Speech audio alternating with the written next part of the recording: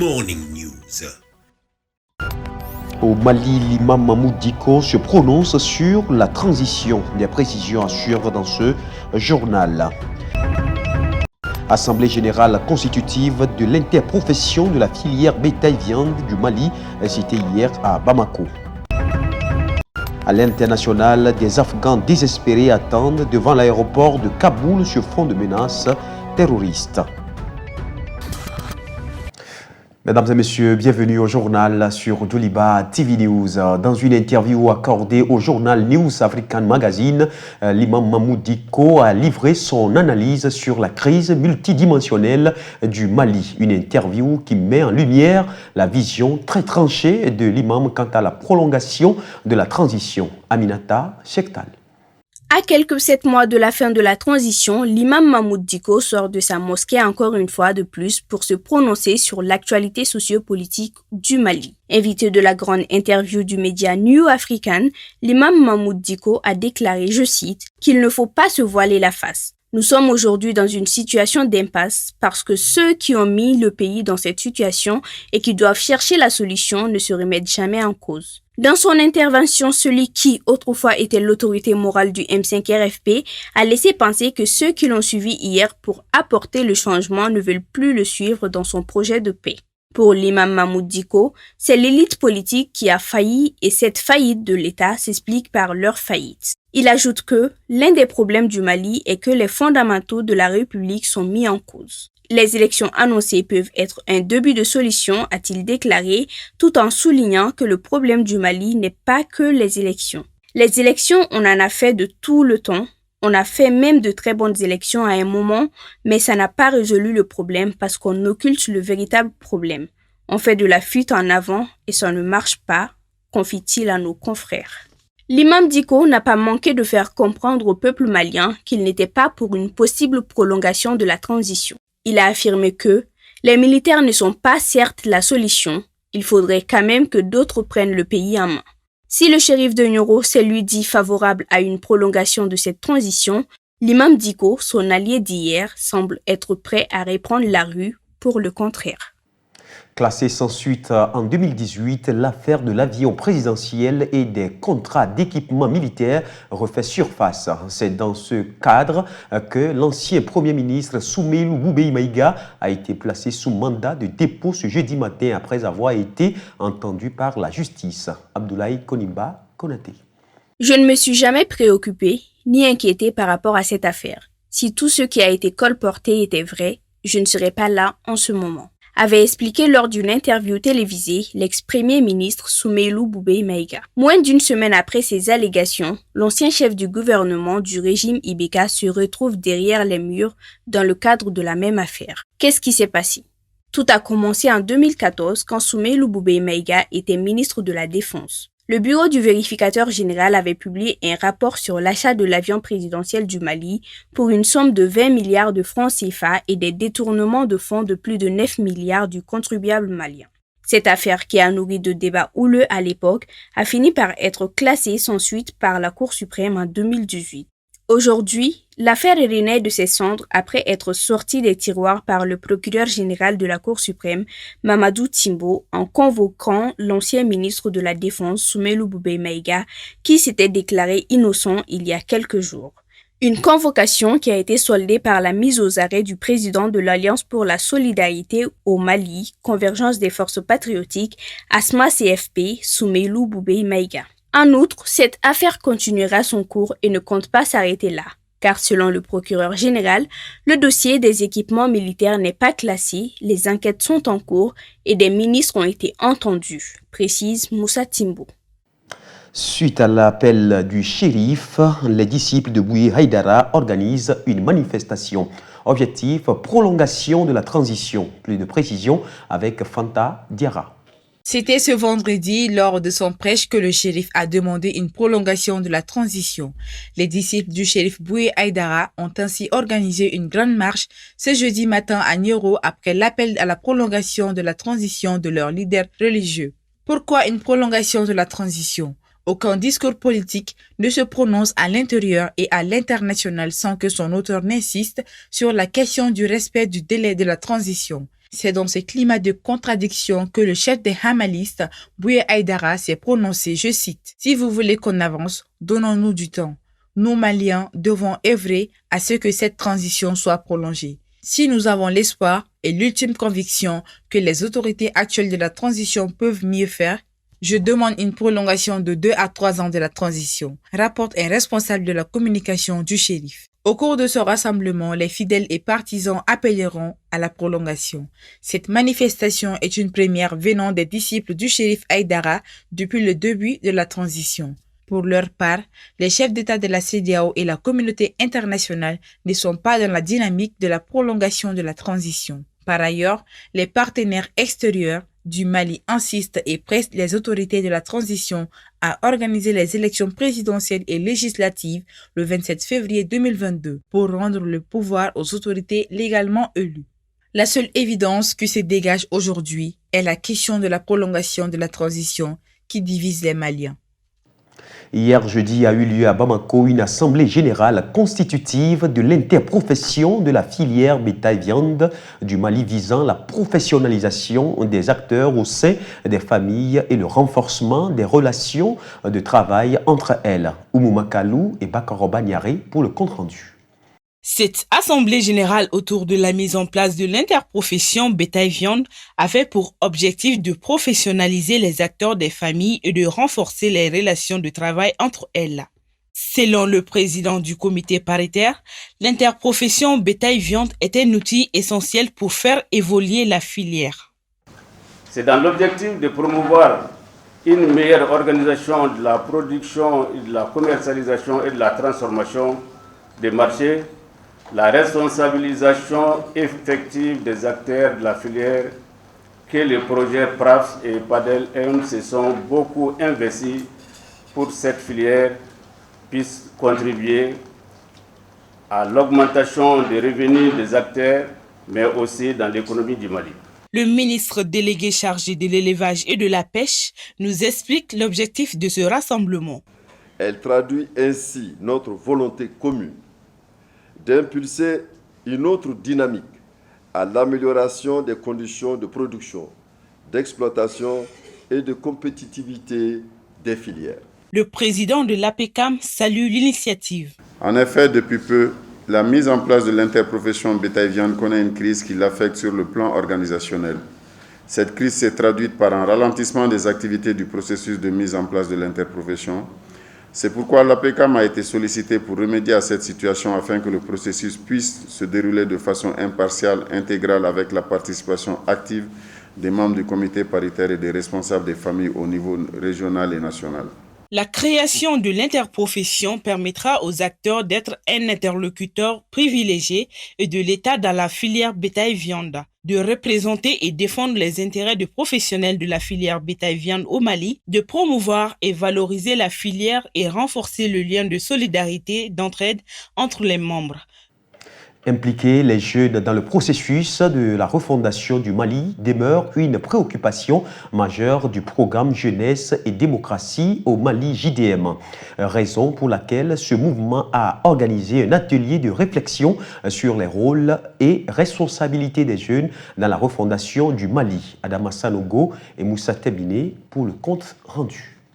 La jeunesse sera désormais au centre des différentes prises de décision et au cœur des cadres de réflexion sur des sujets concernant le Mali.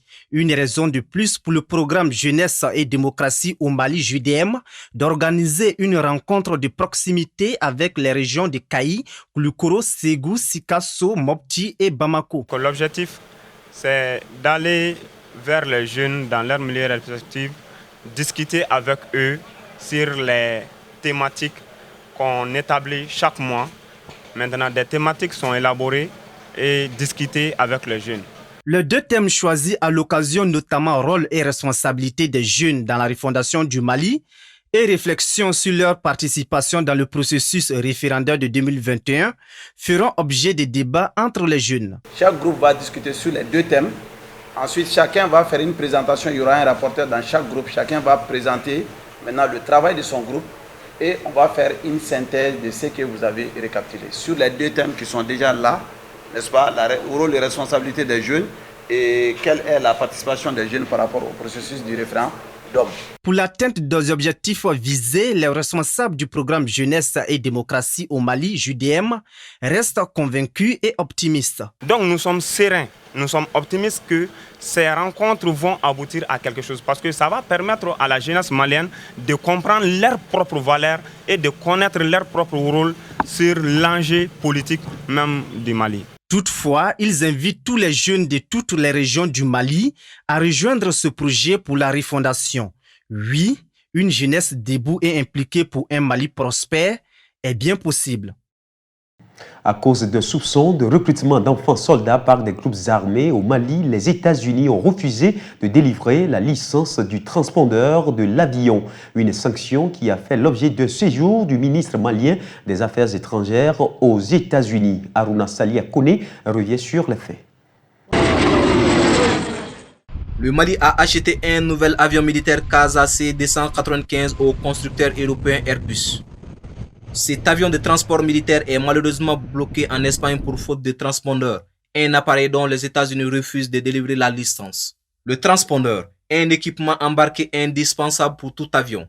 Cet appareil permet au radar secondaire des stations de contrôle du trafic aérien au sol de déterminer la position de l'avion. Il donne également une information de position aux autres avions se trouvant à proximité. Officiellement, cette sanction des États-Unis est due à un soupçon de recrutement d'enfants soldats par certains groupes armés.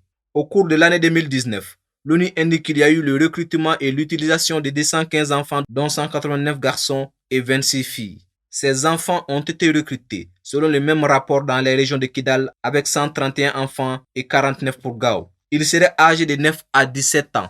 Selon nos dernières informations, le groupe d'autodéfense Touareg, Imigad et Allié Gatia a fait un communiqué pour désormais respecter toutes les normes nationales et internationales relatives à la protection des enfants, à ne pas recruter de combattants mineurs et à lutter contre le phénomène des enfants soldats. Par ailleurs, Abdoulaye Diop, le ministre malien des Affaires étrangères, a effectué un séjour de 5 jours aux États-Unis. Un séjour pendant lequel il dit avoir sollicité l'appui des personnalités américaines pour la levée du blocage en vue de permettre la livraison de l'aéronef acquis sur fonds propres du Mali. Pour l'instant, aucune réaction de Washington malgré l'engagement du Gatia à purger les enfants soldats de ses rangs et les multiples plaidoiries du ministre Abdoulaye Diop. À présent, l'image du jour. Le palais de la République sénégalaise est une demeure historique située à Dakar. Après avoir été la résidence officielle du gouverneur général de l'AOF, c'est aujourd'hui celle du chef de l'État sénégalais. La construction du palais dans son premier état est ordonnée en 1902 par Gaston Doumergue, ministre des colonies, pour loger dans la capitale le gouverneur général de l'Afrique occidentale française, AOF, qui résidait naturellement alors à Saint-Louis. L'architecte est Henri Deglane. Après 5 années de travaux, ce bâtiment de facture néoclassique surmonté d'une tour inspirée de Trocadéro de Paris est inauguré le 28 juin 1907 comme palais du gouvernement général. Le gouverneur général a alors en fonction, Ernest Roum est le premier à y demeurer. Il a pour tâche de transférer le siège du gouvernement général de l'AOF de Saint-Louis à Dakar et mettre en place les structures administratives centrales de ce vaste ensemble territorial. Les gouverneurs généraux puis les hauts commissaires s'y succèdent jusqu'au dernier d'entre eux, Pierre Mesmer, de 1958 à 1959. L'évolution du style engendre au cours du temps une série de réflexions qui confèrent au palais sa forme actuelle aux lignes sobres et monumentales. Depuis l'indépendance du Sénégal, le palais de la République est la résidence du chef de l'État occupée à ce titre par les présidents Léopold Sédar Senghor de 1960 à 1980, Abdou Diouf de 1980 à 2000, Abdoulaye Wade de 2000 à 2012 et Macky Sall depuis 2012. Suivons l'actualité internationale. Le Dr Mouiti, directrice régionale de l'OMS pour l'Afrique, déclare que la troisième vague de Covid-19 en Afrique est en train de se stabiliser, bien que le nombre de cas reste très élevé. Elle se félicite du nombre de vaccinations qui ont été effectuées la semaine dernière, principalement dans le cadre du programme COVAX. 13 millions de doses ont été administrées, soit 3 fois plus que la semaine précédente. On compte désormais près de 6,7 millions de cas et 191 000 Africains sont malheureusement morts. La troisième vague semble se stabiliser, mais le nombre de cas reste très élevé avec près de 228 000 cas signalés la semaine dernière. Je suis ravie qu'au cours de la semaine passée, 13 millions de doses aient été administrées, soit le triple de la semaine précédente. Beaucoup de ces doses proviennent de dons et d'accords de partage de l'intermédiaire de COVAX. Lors de la visite d'une base militaire dans le nord de Londres, le Premier ministre britannique Boris Johnson affirme que le 31 août, date limite fixée par les États-Unis, ne marquera pas la fin de l'engagement du Royaume-Uni à aider ceux qui souhaitent fuir l'Afghanistan. Je tiens à souligner qu'il ne s'agit que de la première phase. Ainsi, même au-delà de la date limite fixée par les États-Unis au 31 de ce mois, nous espérons continuer à dire aux gens « vous pouvez fuir ». L'opération Pitting a permis d'évacuer 15 000 personnes d'Afghanistan vers le Royaume-Uni. Il n'y a rien eu de tel en termes de rapidité et d'ampleur de notre vivant, en tout cas de mémoire d'homme. Et cela équivaut à une ville de la taille de Beaconsfield, Prestwick ou Aberga, Prestwick. Il y a un énorme travail en cours pour s'assurer que nous trouvons des foyers, que nous trouvons des moyens d'intégrer ces personnes dans ce pays. Mais nous avons une dette envers eux. Ce sont des gens qui se sont occupés de nos forces armées, qui ont aidé pendant les 20 ans d'engagement du Royaume-Uni en Afghanistan. C'est absolument la bonne chose à faire. Boris Johnson dit « Je tiens à souligner qu'il ne s'agit que de la première phase. Ainsi, même au-delà de la date limite fixée par les États-Unis au 31 de ce mois, nous espérons continuer à dire aux gens « vous pouvez sortir ». L'une des choses essentielles que nous disons aux talibans, au gouvernement, aux nouvelles autorités de Kaboul, c'est de s'engager avec l'Occident à débloquer ces fonds. Le passage en toute sécurité pour ceux qui le souhaitent étant évidemment la condition numéro 1. Le président iranien Ebrahim Raisi promet d'intensifier la lutte contre le Covid-19 et améliorer la situation économique. Dans un discours télévisé à l'occasion de la première réunion de son gouvernement, dénonçant des conditions qui ne sont pas dignes de l'Iran. La situation actuelle du pays n'est pas digne de la grande nation iranienne. Elle doit absolument changer. Nous pensons que ce qui a été fait était nécessaire mais pas suffisant. Nous devons garantir les vaccinations et la santé des personnes dans un délai court. Une foule d'Afghans se masse à l'aéroport de Kaboul dans l'espoir de fuir le pays à bord du vol d'évacuation dont le nombre diminue tandis que plusieurs pays occidentaux appellent leurs ressortissants à s'éloigner au plus vite de l'aéroport de Kaboul en raison de menaces terroristes. Des dizaines de milliers d'Afghans et d'étrangers ont fui l'Afghanistan par le biais du pont aérien dirigé par les États-Unis depuis que le mouvement islamiste taliban a pris le contrôle du pays le 15 août. Je suis venu ici pour aller en Europe car je suis étudiant à l'université et les universités en Afghanistan sont fermées. Il y a la guerre, des conflits et il n'y a pas d'emploi dans le pays. Tout le monde est au chômage et les gens partent à l'étranger pour chercher de quoi vivre. Je suis venu ici de la province de Konar. Je travaille avec des Canadiens qui m'ont donné des documents et m'ont invité à venir ici. Ils m'ont délivré des visas. C'est ce qu'ils m'avaient promis. Quand je suis arrivé ici, j'ai vu que la situation était très grave. Il y a des femmes, des enfants qui ont beaucoup de problèmes car ils n'ont pas de permis pour voyager et on se moque de nous. Suite à l'annonce des clubs de Première Ligue de bloquer les internationaux, le président de la FIFA, Gianni Infantino, a écrit au Premier ministre britannique Boris Johnson pour lui demander de libérer les joueurs pour les matchs de qualification à la Coupe du Monde 2022. Amadou Tolo pour les détails.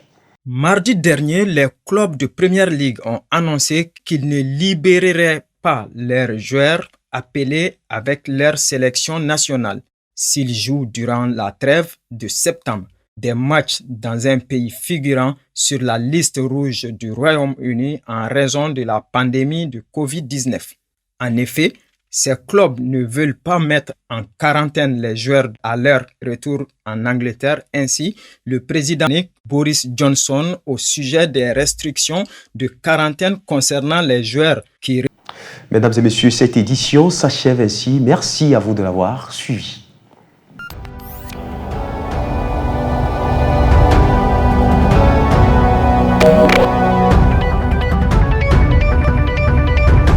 Djoliba Morning News.